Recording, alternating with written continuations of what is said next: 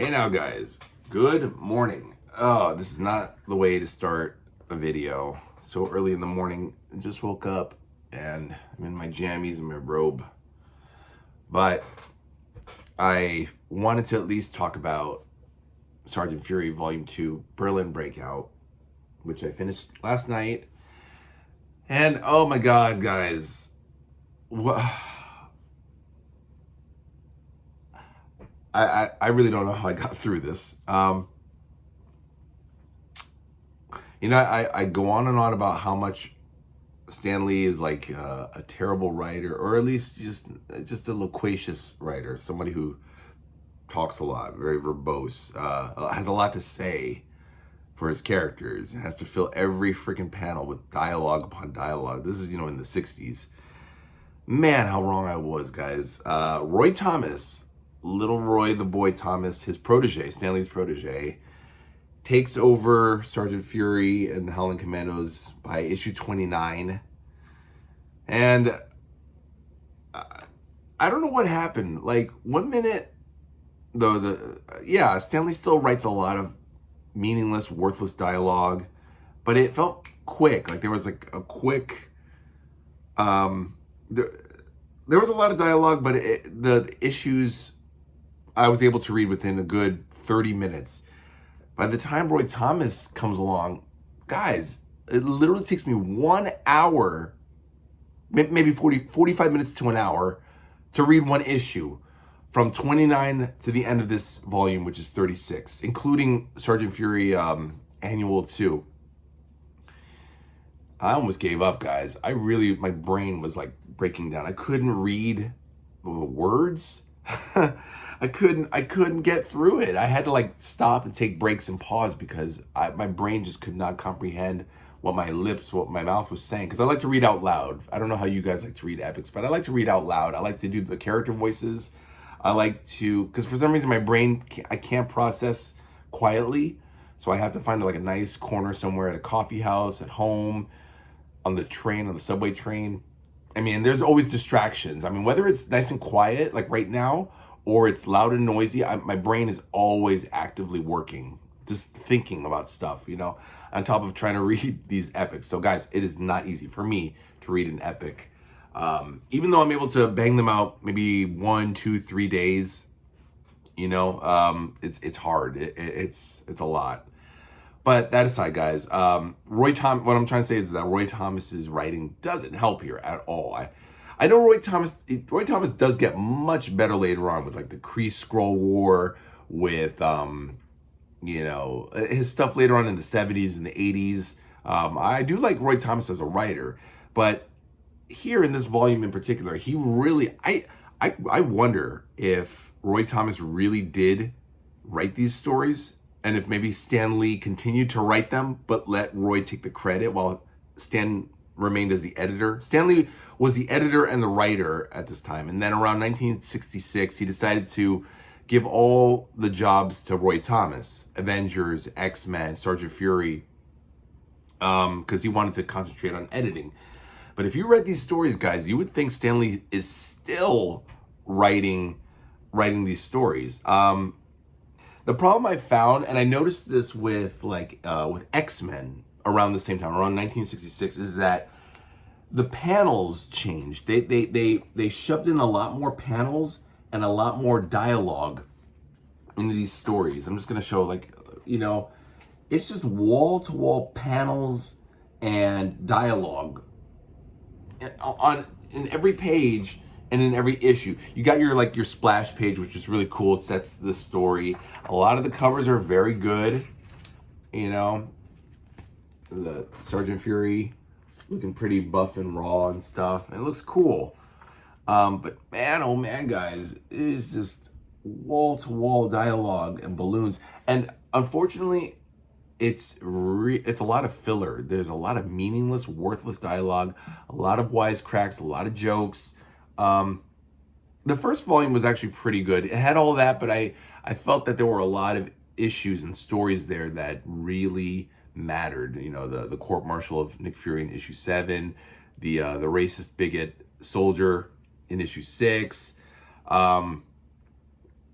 what was it? The Hans Ruten, the little kid, freedom fighter. I thought that was really brilliant, you know. And of course, Bucky and Captain America in issue 13 was a lot of fun. But Berlin Breakout, there wasn't really a whole lot here. I will say I liked the second annual 2, which had the Howlers doing D-Day. Like they were participating in D-Day. There's Dwight Eisenhower, the president, the future president, who was the general of during World War II, during Operation Overlord. Oh yeah, Hitler makes an appearance a lot. Like he becomes a villain, like how Magneto is a villain for the X-Men. Like they just throw Hitler out there like in practically every issue. And here's Ava Braun, his lover, real life lover. We have Paul Joseph Goebbels, Hermann Goering, all these guys, like real life figures, making appearances as villains. And the artwork is very, I will commend the artwork by Dick Ayers, although in some cases it doesn't really look like Dick Ayers. Some of the artwork is so polished you would think it was John Romita Sr.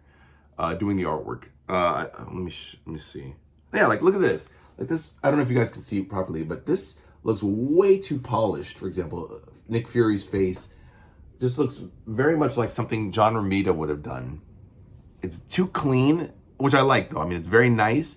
And then there are other issues. And again, Dick Ayers gets the credit. I looked at the inker and it's John Tartaglione. So maybe that's why the penciler and the inker cement the artwork pretty well. It depends. Like I always say, Jack Kirby, a lot of people say, oh, Jack Kirby is a great penciler. So I'm going to say something kind of controversial, guys. Not really. In my opinion, like Stan Lee as a writer, not really. Jack Kirby with the right inker, like Joe Sinnott, is a fantastic penciler. Jack Kirby with Vince Colletta, Dick Ayers, Chick Stone, Paul Reinman, not so much. No. His pencils look like blobs. I'm talking about Jack Kirby. So a good penciler is only as good as his inker, and maybe vice versa, because they're a team, guys. The art team is the penciler and the inker. That's it. You know, I'm not saying Jack Kirby sucks, but I question, is he Jack King Kirby because he's a legend or because he's a really good artist? I don't think they're one and the same, you know. But you guys let me know. Let me know in the comments, guys, what you think. I'm not saying I'm not saying I don't like Jack Kirby's pencils, but a lot of people get a lot of credit and a lot of praise for really doing absolutely nothing. They just get lucky. It's because they're there and no other guys are there to take the credit from them or to say, hey, no, I helped, you know. Those were the times. So yeah, story-wise, guys, there's some good issues here. Issue 32 had Izzy Cohen take a serum. The Nazis brought a fake doctor to administer serum on one of the Howlers, and with the secret word, one of them transforms into a traitor. Not transforms, but he betrays the team, and it nearly costs them because the traitor lets the Nazis know where they are. And it turns out to be Izzy. Sorry, spoiler. You guys aren't going to read this. Come on, I can spoil this for you guys. You're not missing much, guys. This is just rah-rah, chest-beating American stuff. You know, none of these stories here are going to transcend the Marvel Universe in any way. But yeah, Izzy Cohen, a Jew, betrays his troops to the Nazis, and everyone's like, oh, that's okay. We forgive you, Iz. We know it wasn't your fault, you know. No, in real life, Izzy would have to face serious consequences, including a court-martial. By the way, I just gotta say this, guys. The Howlers are the worst commandos and soldiers ever. Okay, there is no possible way that the army would allow these groups of, I was gonna say douchebags. They're not douchebags, but they're just a bunch of ruffians, D-bags. Okay, yeah, they're douchebags. Okay, guys, there's no way they would allow Dugan to carry his bowler. By the way, he keeps calling it a fedora. It's a bowler hat, okay? Stanley doesn't even know what to call these hats. It's not a fedora. It's too small a hat to be a fedora. It's a derby, okay? It's a bowler hat, a derby, whatever you want to call it. And I think I think it's supposed to be made out of Kevlar, because a lot of times the Nazis do shoot at his helmet, and he's like, "Oh, I got a hole in my there's a hole in my derby. They shot my derby. I'm gonna go kill him." You know. But they wouldn't allow that. That is not, guys. And by the way, I know this is a comic book. This is fantasy. I'm just saying. If this was real life, let's be logical about this. If this was real life, none of these guys would be in the army. You would not. Dugan would not be allowed to have his derby. Gabriel would not be allowed to bring his horn. Okay. First of all, if that horn means so much to you, why the fuck would you bring it on missions? You need to run. You need to carry as little as possible on you. And let's say you drop it, dude, and that horn means so much to you. Are you going to go back and get it and face killing yourself and your squad? Fuck off. No way. Never. Okay? Not to mention that it's annoying as fuck. Not to mention if you blow your horn, you're going to give your position away to the enemy. Think, okay? I know Stanley's trying to be funny and cute here. Like, hey, we're a bunch of rebels and we can do whatever the fuck we want and say whatever the fuck we want. No. I see right through this. It just shows how immature. I don't know. It just shows that Stanley really no, it's not immature. Stanley wants to have fun. Okay, guys, I get it. You guys are probably gonna say, dude, it's just a comic book. He's having fun. Yeah, I know. But Stanley, I think, wants us to believe that these guys could have been real commandos, and that if you go into the army or whatever military branch, this is what's going to happen. You're going to have fun. No, duty comes first. The only time there's any real reality is when Captain Sawyer's chewing their asses out, or when Fury chews their asses out. You know, a lot of it does fall into shtick with like Bull McGivney and the Howlers, like Flash Thompson with Peter in the 60s. Flash Thompson always has to run his mouth, even though he gets his ass handed to him by Peter. But Bull McGivney and the Maulers always get their asses handed to them by Fury and the Howlers. But still, McGivney, this big bull guy. I think he's based on Ernest Borgnine from Here to Eternity, Fatso Judson. He's this big, yeah, I can take on Fury. Yeah, they're not so tough. Come on, Fury, come here and I'll waste you. And then Fury's like, yeah, anytime, Bull, anytime. Yeah, well, I gotta go answer a letter to my mother. I'll be right back. And then Fury's like, yeah, that's what I thought. You know, that kind of stuff. It's very formulaic, guys. By the way, there's a lot of rinse and repeat here in these stories.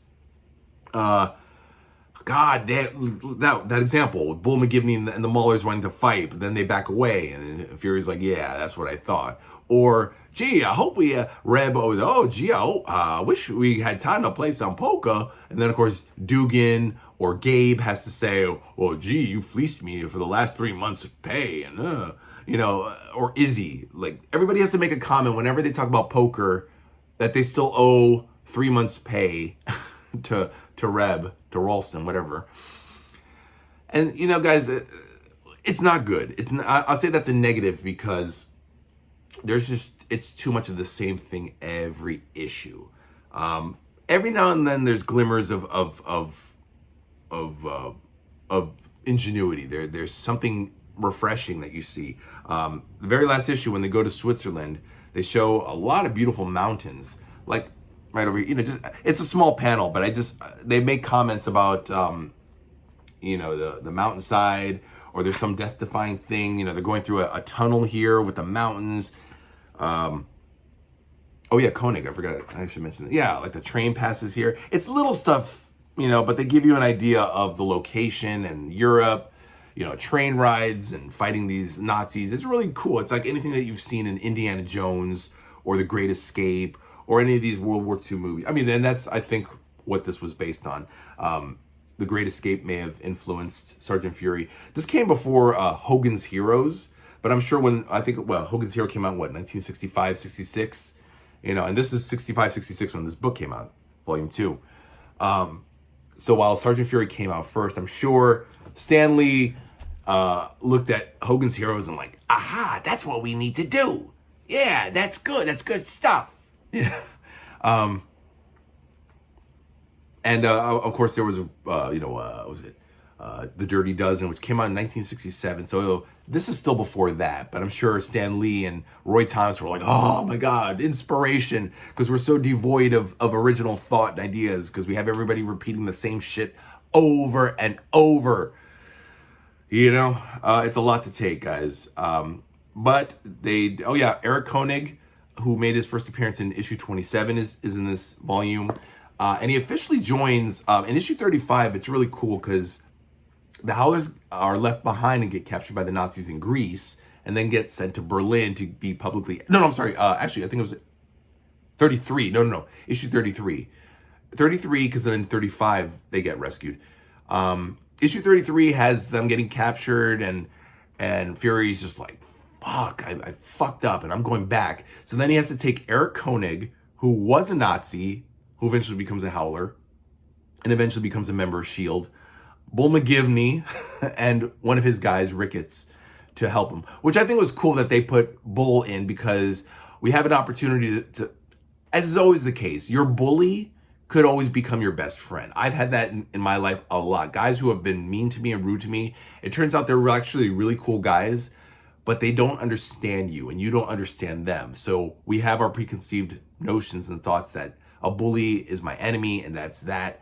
But once they get to know you, maybe they won't become your buddy, your bosom buddy, but they'll leave you alone. They'll lay off. They'll be all right. You're cool after all, you know. And that's cool. And that's what happened here. Like, Bull McGivney turns out to be an okay guy. He's still a brute and a lout and a, you know, obnoxious. That's funny. I thought he was a New Yorker, but he mentions he's from Missouri. And I kept reading Bull McGivney like, yeah, like Ben Grimm. I was like, yeah, I'm Bull McGivney with the Maulers, you know. But then he's like, oh, I grew up in Missouri. So I'm like, shit. So it's like, oh, hey, y'all, I'm from Missouri. You know, I kept reading him as a New Yorker, so whatever. But that was good. And they go in, and Hitler shows up, and Goering and Goebbels and all of them. Oh, yeah, and they mentioned that Inglourious Basterds was inspired by, like, Quentin Tarantino took inspiration from this. I don't know if it was from Sergeant Fury Annual 2 or from issue 35. There were some things here that rang true from Inglourious Basterds. But I haven't seen Inglourious Basterds since it came out, which was like 2011. Tarantino's a cool director. You know, I don't sit at home watching all of his movies like a lot of people do. But if you guys know which issues Inglourious Basterds was inspired by, let me know. I think it was Annual 2 in issue 35. Oh yeah, Eric Koenig's sister was a freedom fighter. She kind of reminded me of the chick in Inglourious Basterds. So there are a lot of things there. What else, guys? What else am I missing? God, the writing, guys. You guys are in for a doozy of just trying to get through this dialogue. Koenig I talked about. He turned out to be cool.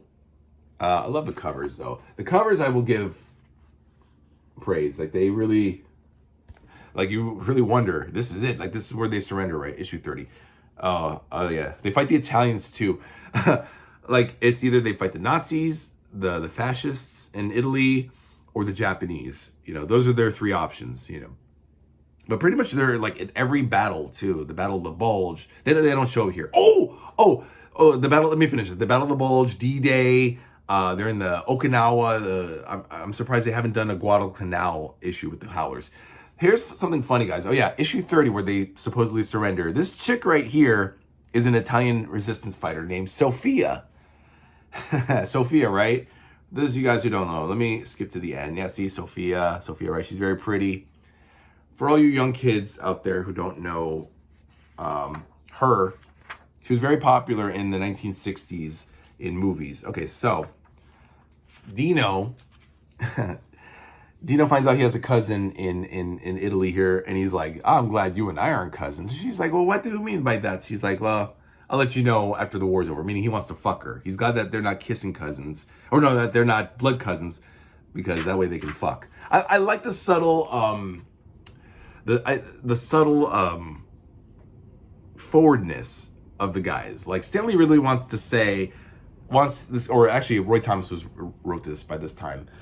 But it's like they all want to say, look, you're a hot chick. I want to fuck the shit out of you. But they don't want to. They can't say that because of the comics code. But they have a subtle way of how the men want to be with the women. And wow, what a dame, what a dish, woohoo, you know. In this case, what's the dialogue? Okay, so yeah, she said, oh, my name is Sophia, but I do not see my... Soph, baby. I know this is a corny line, but I mean it. When this blasted war is gonna... Wait, when this blasted war is over, I'm gonna make you the biggest Hollywood star... I'm gonna make you the biggest star Hollywood's ever seen. I can't see you guys. Sorry, I'm blind. So take care of yourself, kid, because old Dino will be back for you. He basically wants to fuck her. What they're implying here, guys, they don't say it, but this is Sophia Loren. Sophia Loren. I wish I could pop up a picture of her. I'm not using the app, which I should be using more often, guys. Sorry, but it's early, so I didn't have time to prepare this. But this is Sophia Loren, guys. Look her up on Wikipedia or Google her. Famous actress with the big, huge tits, big pointy tits. Won an Oscar in 1961. So this is World War II. But of course, Sophia Loren, by this time, the real Sophia Loren was a popular actress, Italian actress. And again, Roy Thomas or Stan Lee wanted to say, hey, let's throw in a little wink and nod to, you know, the Italian people. So it's Sophia Loren, guys. Trust me. It's implied that it's Sophia Loren because she's going to be the biggest Hollywood movie star at the time. And oddly enough, Dino Manelli here, I guess is supposed to be like, maybe not. But it's ironic that a guy named Dino De Laurentiis, not Dino Manelli, discovered Sophia Loren and made her a star. So that's an interesting, ironic nod and twist. I don't think Dino Manelli is Dino De Laurentiis at all. I mean, but it's funny how, no, it's Dean Martin. That's who Manelli is based off of. But I think it's funny how, you know, ironic that a guy named Dino discovers her in the book, in the comic, and wants to make her a star, whereas in real life, Dino De Laurentiis did make Sophia Loren a star. Pretty cool there. That's it, guys. Where are we at now? 21 minutes. Okay. I wanted to make it short and sweet, guys. I think I rambled on too much. Let me know what you guys think in the comments down below. I, for one, am happy to be done. I was really moved by volume 1, like to really get on it and really. I was gonna combine them both and just talk about these two. I didn't know Berlin Breakout was gonna be that hard to read, but it was. And now, guys, finally to unveil the next book. I think I already said it, but it bears repeating. I cannot wait to get through this, guys. Time's a wasting now. I need to get to my coffee house and start reading. Volume 10, guys. 1977 to 1978. This is like 520 pages, guys. What's it? 21 issues. You have 165 to 185, and annual number 11 and Nova number 12.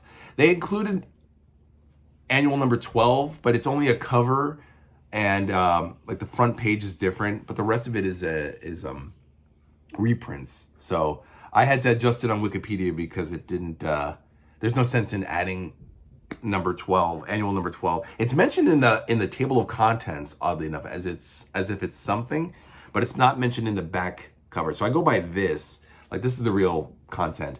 But yeah, for some reason in the table of contents. Woohoo! Oh, I almost dropped it, guys. Oh, that's not good. And you heard me scream like a girl. I'm not gonna edit that because you know, whatever. But yeah, for some reason they mention annual 12 right at the bottom as if it's some kind of issue or something. It's not. By the way, I screamed and caught it like that, guys, because these things are fucking delicate. You drop this, you're gonna get a dent, a scratch, a bend, a tear.